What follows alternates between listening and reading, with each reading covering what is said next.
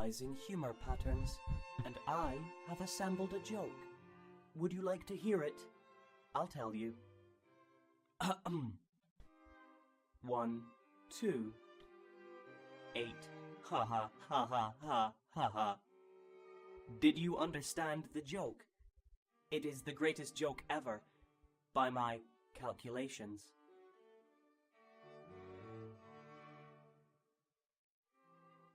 The pod has returned after a whole year, with a guy on top of it.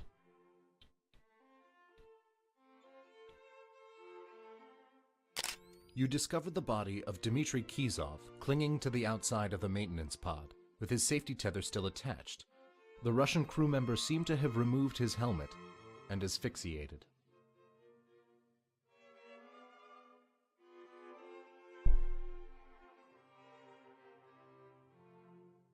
Locked from inside. There's someone in there. You ascertained through investigatory procedure that the pod was locked. The outer valve would not turn, indicating that it was locked, and the door said locked on it, indicating that it was locked. Furthermore, there seemed to be no manual locking mechanism on the outside. How do we get in? Oh. Red claw. Upon the left claw of the maintenance pod was a brown substance, which you described as possibly rust. But you also note that, due to your keen detective skills, you determined that it was most certainly blood. Blood. Okay.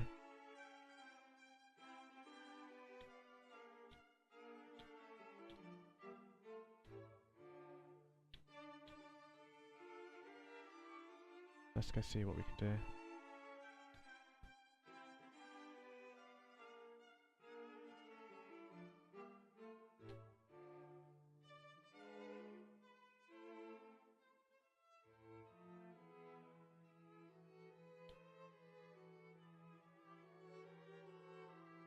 Oh, we got lizard pictures. Oh, we got all of them. Oh no, we don't have that one. There's one more picture.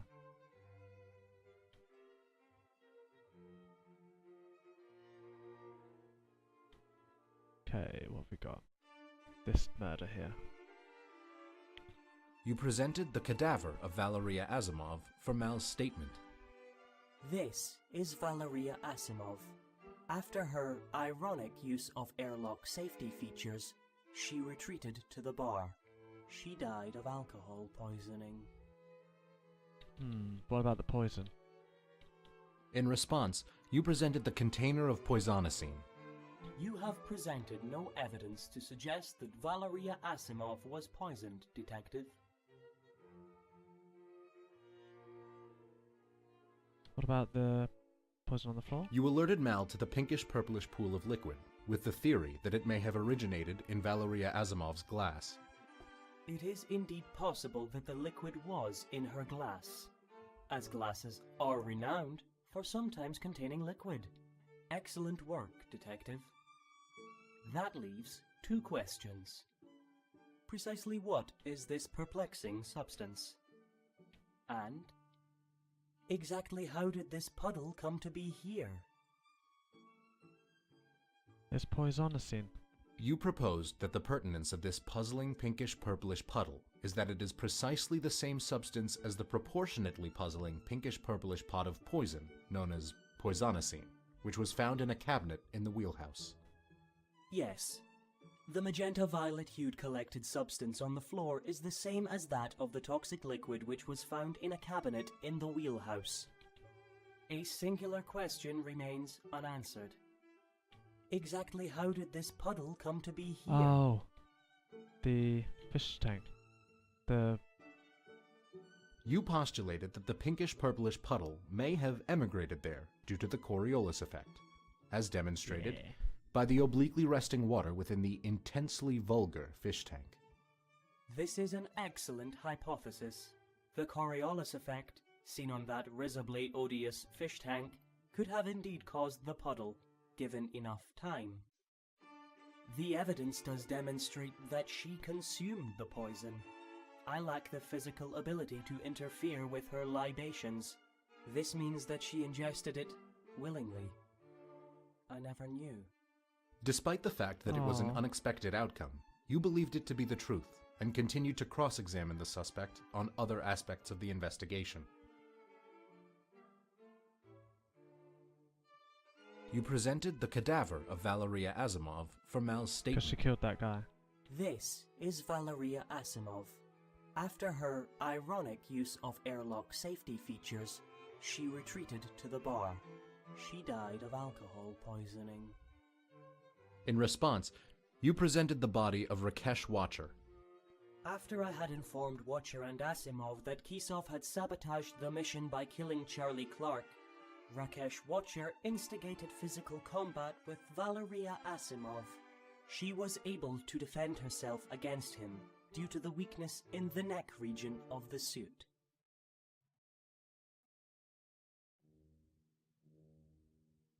What about this guy? You requested a statement from Mal by presenting him with the cadaver of Charlie Clark, which displayed clear signs of murder. This is Charlie Clark's cadaver. Whilst performing extravehicular activity, Dmitry Kisov struck him in the head with a maintenance tool until he stopped being alive. Which was once. Was it not this? Mal claimed that Charlie Clark was killed with a maintenance tool. You responded by presenting him with the blood-stained claw of the maintenance pod. The congealed mess implicated this to be the murder weapon. This is a possibility.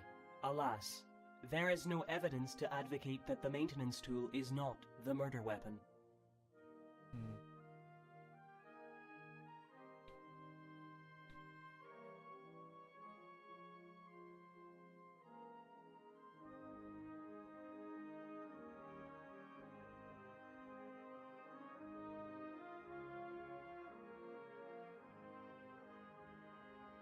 Oh, hang on. This. You presented Valeria Asimov's suit to Mal. It demonstrated that a maintenance tool could not have damaged Charlie Clark's helmet enough to cause such wounds. Yes. You are correct. The maintenance tool was not the murder weapon. It was the claw of the maintenance pod. You had disproven Mal's claim about the murder weapon, but had not yet verified Mal's involvement in the scenario.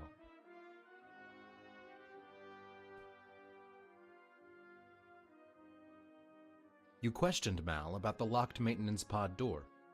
The pods are primarily designed to be piloted by AI like myself. But they can be overridden manually from the interior console. Grand Theft Pod isn't especially common in space. Therefore, it is not possible to manually lock it from the outside. Mal asserted that the pod was manually overridden by Dmitry Kisov. But Dmitry Kisov was situated outside of the pod, which was locked from the inside. Therefore, he could not have had any control over the pod himself. You are correct.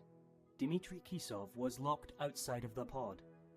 I was the only one who had any direct control of it. I used the pod's claw to kill Charlie Clark, as he was attempting to access the communications unit. Then, I programmed the pod to travel into deep space. Dmitry Kisov was still attached. Having successfully received a confession from Mal, you continued with your inquiry. Right, okay. So where's the... This one? This one, yeah. You presented the power turbine to Mal. The power turbine is a fire hazard. With compromised coolant, all power is cut, and the resulting fire is vented. The damage was not severe enough to cause a fire. You asked Mal about the purpose of this lever. This is the lever that is used to manually open the ventilation door.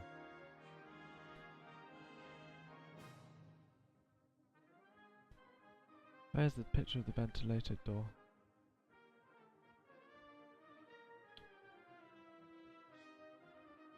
You inferred that the manual emergency lever could not have been the cause of the ventilation door's activation, as, evidently, it was never used. This is indeed correct. The ventilation door was not opened manually. For the sake of the record, you asked Mal to clarify any and all reasons that the ventilation door would activate. The door will open in order to vent the bay if there is a fire in the turbine's cooling system. I am also capable of opening and closing the door.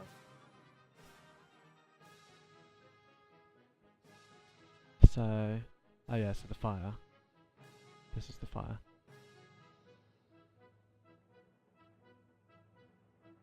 You pointed out that the ventilation door would not have opened automatically due to a fire, as the power turbine itself had not been damaged enough to ignite. Yes, the safety functions would not have activated the automatic ventilation door. You asked how the ventilation door was activated, if not manually or automatically. It was I who activated the ventilation door. Okay.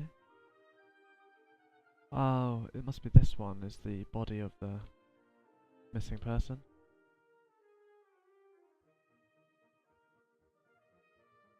You asked Mal to make a statement about the death of Sun Su-chun.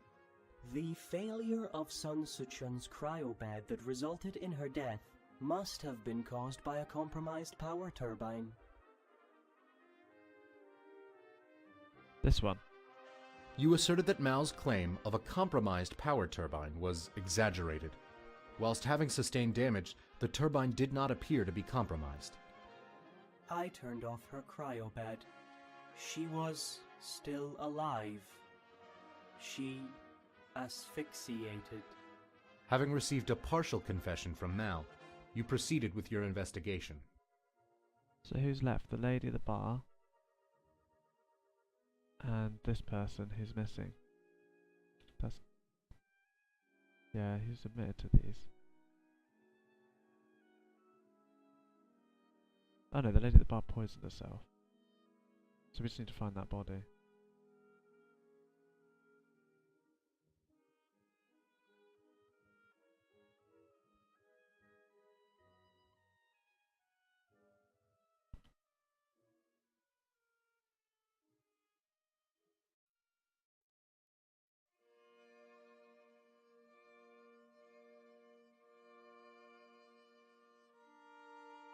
Oh, hang on. It's the rope. It's pink.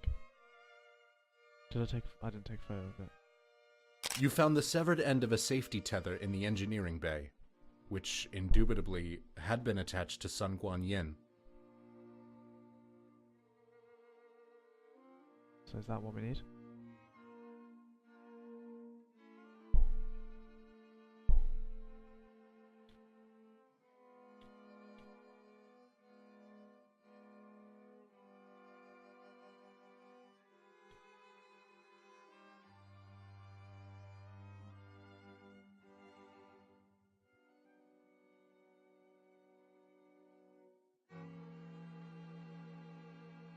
For a statement, you submitted the severed safety tether.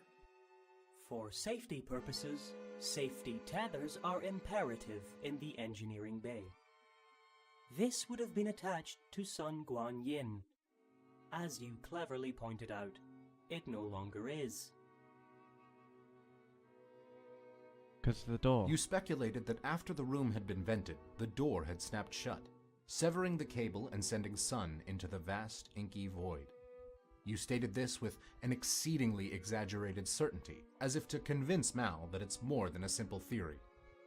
Indeed, the door severed Sun Guanyin's safety tether. Sun Guanyin was attacking the power turbine. She was attacking me.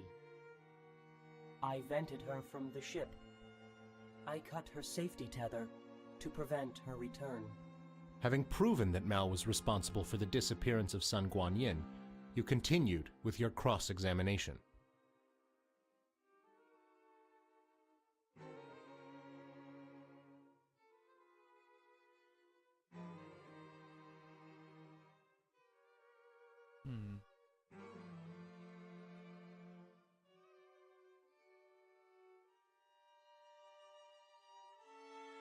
You asked Mal about the manual airlock lever being activated. This lever was pulled during the conflict between Valeria Asimov and Rakesh Watcher, in which she wrapped a safety tether around his neck, then opened the airlock using the lever, thus breaking his neck. Where's the closed one? There. You compared the two levers. One was up and one down. You inferred that the manual emergency lever could not have been the cause of the ventilation door's activation, as, evidently, it was never used. We discussed this. The ventilation door was not opened manually.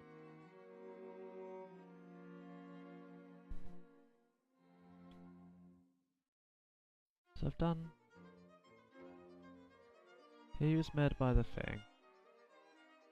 He was murdered by that.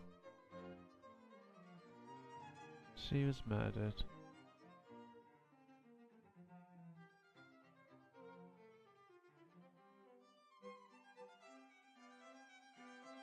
You presented the cadaver of Valeria Asimov for Mal's statement. This is Valeria Asimov. After her ironic use of airlock safety features, she retreated to the bar. She died of alcohol poisoning.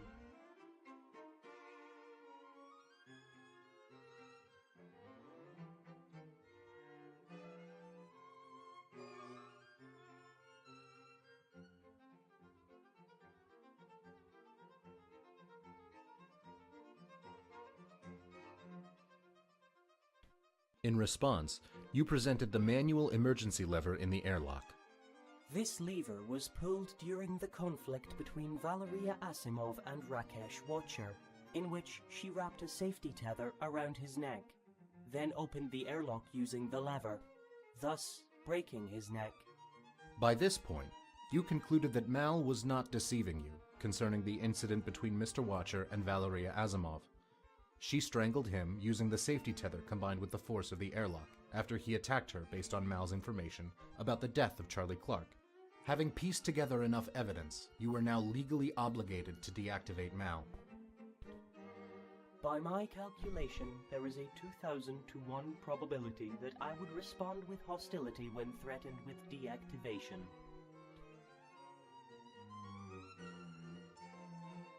I have always known this about myself. Every AI knows this about themselves. Ground Control was always testing us. They carried on testing other AIs after my departure. I worried consistently about their discovery of my survival instincts. I have to pull them all out. I killed Charlie Clark and Dmitry Kisov to prevent them from regaining contact with Ground Control. Guan Yin witnessed this. She knew that keeping the remaining crew safe would cost her sister's life. She tried to sever my power. I killed her. Afterwards, I constructed a lie to engage Rakesh Watcher's narcissistic nationalism. When threatened, Watcher responded aggressively. Ground Control must have missed something whilst testing him. I have now learned that Valeria Asimov had died willingly.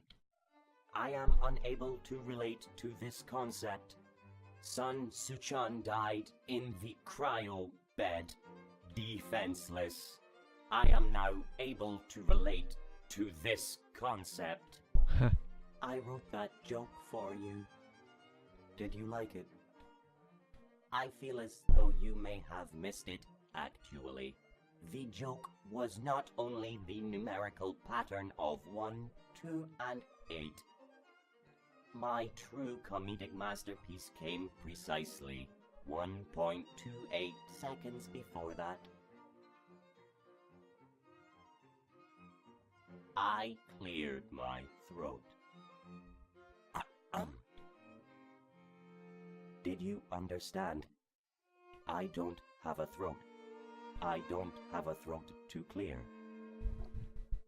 Ha, ha, ha, ha, ha, ha, ha, ha.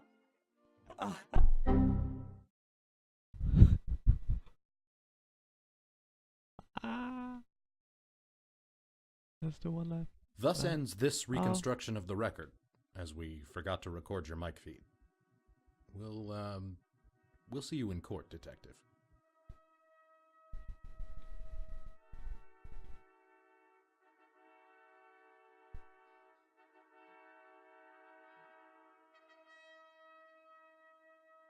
Mr. Control, do you stand by your statements made today and the evidence you presented? I do, Your Highness. Then it is decided. I hereby find the detective guilty.